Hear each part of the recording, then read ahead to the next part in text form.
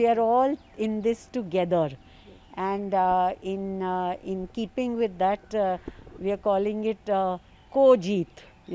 Means we are all getting together. The doctors, we decided we'll call it that we are in it together from the logistic point.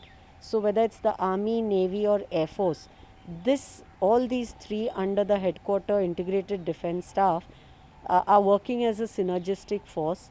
The Army has provided these railway coaches, which normally BOMs we call them, which are used for transportation of military stuff. That was provided 14 such coaches for transport of oxygen, those tankers. Then they've also given a lot of what we call the battlefield nursing assistants. They are soldiers who are trained, but they are now being helping the doctors and paramedics in looking after patients. The third thing that is being this thing is they've also provided almost 200 truck drivers which are taking these oxygens to places wherever they can. The Air Force has done n number of sorties, internal as well as external, bringing in your tankers, oxygen tankers from Singapore, Dubai.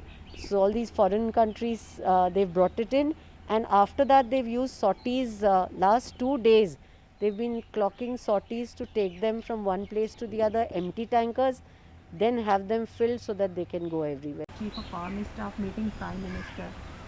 What kind of, was it a meeting to review the preparedness? If you could elaborate on what went. I mean, they are at a very senior level, and it's been a one-on-one meeting.